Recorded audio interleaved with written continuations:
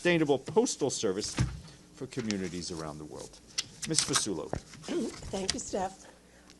Apropos of the UN's role in the new Gaza deal, do you anticipate that the SG will be traveling to the region or perhaps even meeting with President Trump? I don't have any travel to share with you at this point. And one other thing I realize, the SG noted in his statement that all hostages must be released in a dignified manner. And I know he's mentioned this before. Is there any role that the UN may be playing in facilitating that? I mean, right now, our understanding is that the details of how the hostages will be released is being worked out. We're, of course, ready to assist in any way that we may be asked by the parties. Sherwin. Steph, thanks. There are some reports out today that Iran, quoting Iran's first Vice President Mohammad Reza Aref, as saying that the Secretary General told him during a meeting in Turkmenistan in August that the SG believed the 12-day conflict in June had closed the file on attempts to topple the Iranian government. Can you confirm those remarks? And if the SG expressed a view that the war in June was in fact an effort to topple the regime in No, the government in Iran? I cannot confirm. I'm not able to confirm that the Secretary General would ever have said that. I would refer you to the readout that we issued on August 5th, which I think is an accurate description of what was said in the meeting from our side. And you just announced that it was World Post Day. I wonder what World Post Day means in the 21st century. Well, I, for one, still love getting a letter in the mail, a postcard. That is not a bill. Farnoosh. Thanks, Steph. Wondering if, the Mr. Fletcher didn't have time, but wondering if you guys have been told if GHF will have any role in this upcoming, and will they work alongside the UN? Look, I'm not aware of them having any role. Our standards for working with partners are unchanged, right? Independence, humanitarian, the fact that getting aid shouldn't increase your risk of getting killed. All those things as stand today as they did before. Yes, sir. And then Gabriel. Thank you, Steph. I didn't have a chance to ask Mr. Fletcher a question about, as now we are talking about the food supplies and emergency relief and everything and essential health supplies. Is there any provision to allow for mental health experts and specialists to get into Gaza after 2 years of brutal war? Of course, I mean, the issue of mental health is at the forefront of our efforts. Even during the fighting in the last 2 years, outside of the ceasefire periods, our colleagues were offering psychosocial support in the best way they can, and it is part and parcel of humanitarian assistance. Gabriel. Thank you, Steph. I know you don't have any travel to announce, but does the Secretary General want to visit Gaza?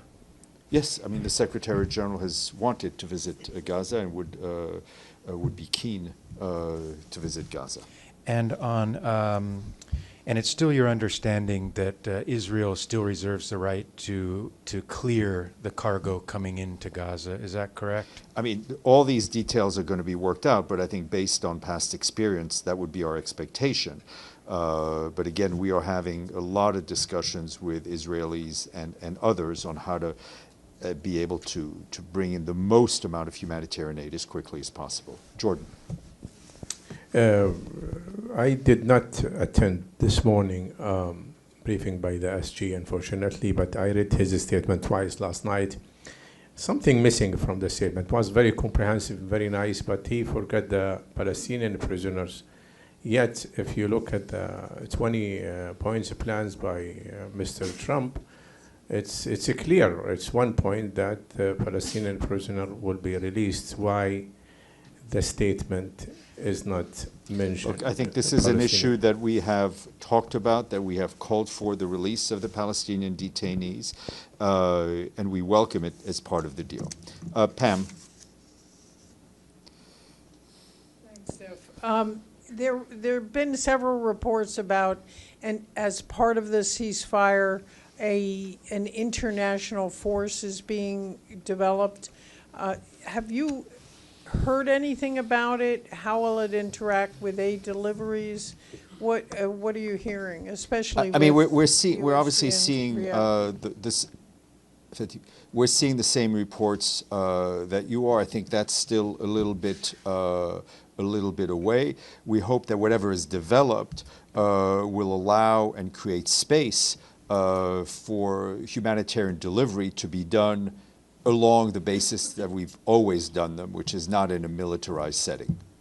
And just to be clear, the international force for the recovery of deceased hostages.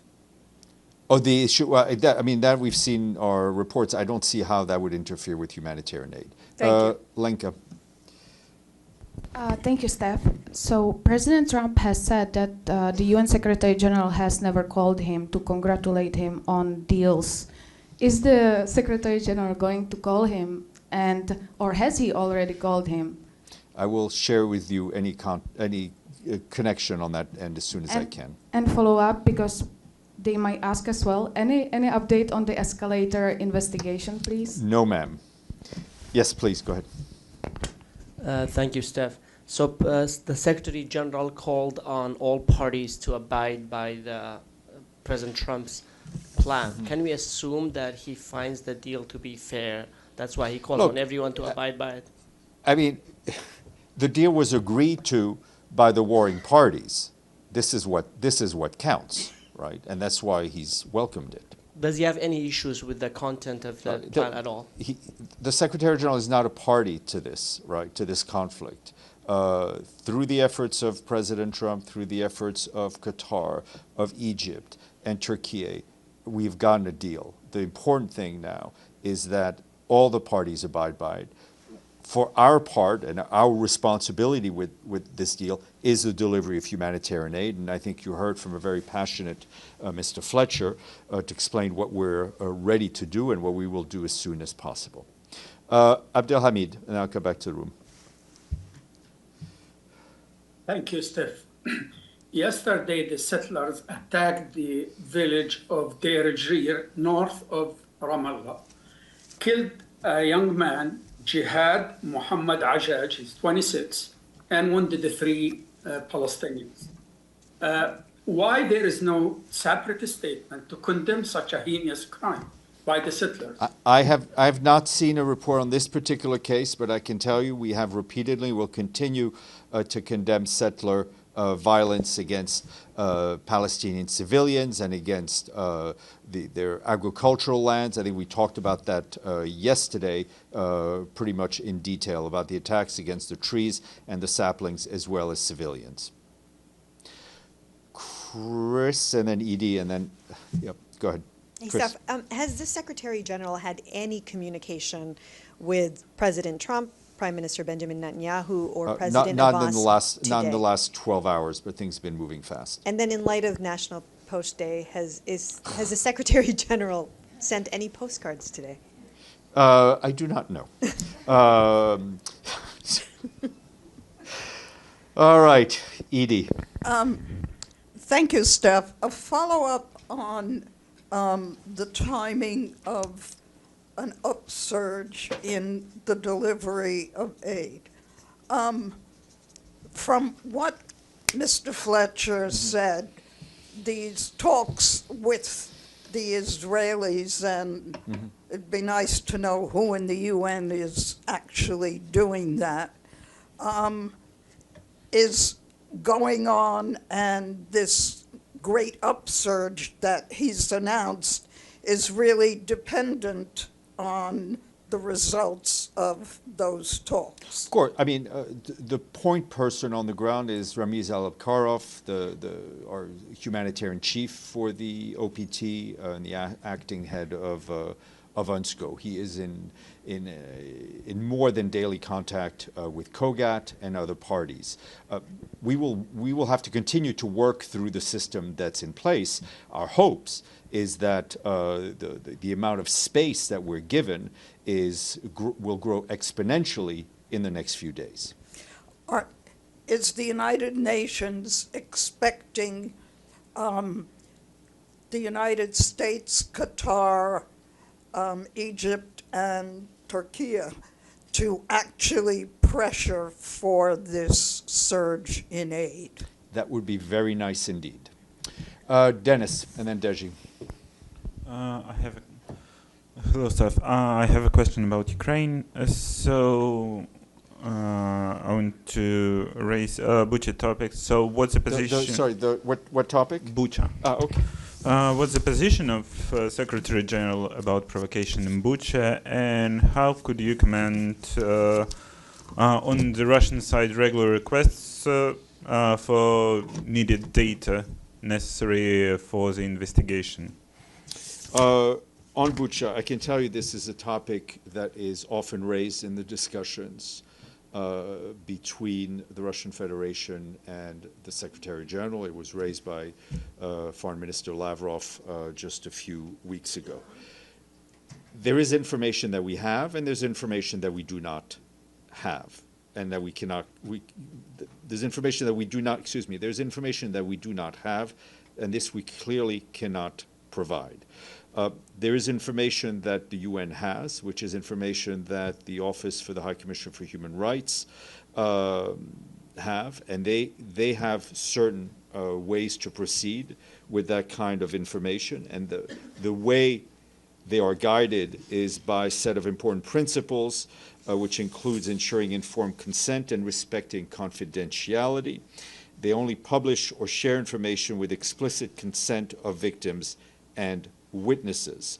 And I can give you a bit more detail, but all of these constraints that are faced by our human rights colleagues have been excuse me, it's been a long day, have been communicated to the Russian authorities, both by OHCHR and by the Office of the Legal Counsel. Alex, and then Deji. Sorry, we'll get to you, Deji. Thanks, Steph. Quick follow-up. You just mentioned that the Secretary General had no contact with President Trump and Prime Minister Netanyahu for the last 12 hours. What about 24 hours? I can tell you that in the last 36 hours or so, or maybe 40 hours, the Secretary General, and to honor the day that we're honoring today, has sent a letter to President Trump. Talking about the express intent of the United Nations of him to work with the U.S. on a number of peace initiatives.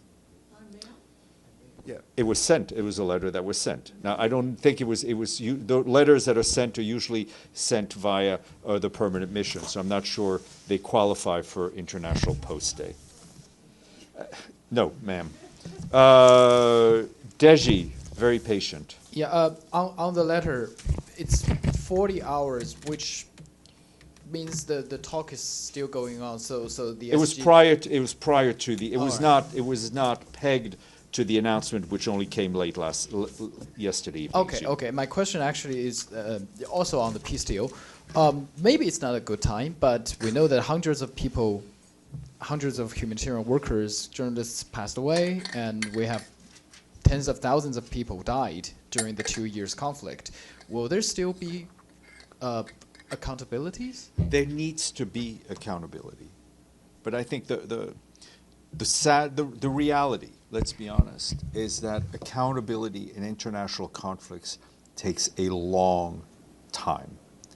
But it doesn't mean that we are allowed to give up or allowed to stop pushing for accountability. On that note, Islam, I'm sorry. On that note, I will take Islam's question. Thank you, Stephane.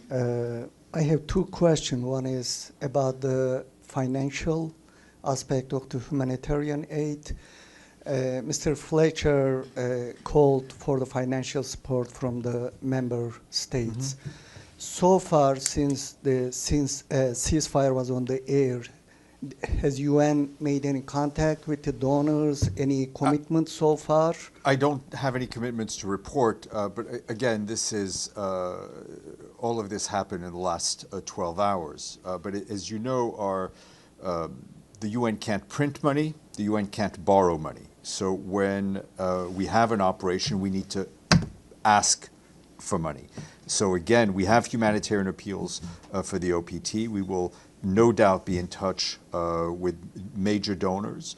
And also there's various ways for the public to support UN's humanitarian agencies. And if I may ask a second question, I know the ceasefire details are not really, we don't know, at least I don't know, but when the Israeli forces withdraw from the certain areas, the Palestinians, Gazans, can go back where they were forcibly removed from? Because there was a video, some Palestinians, they were trying to go to north and the Israeli tank fired them.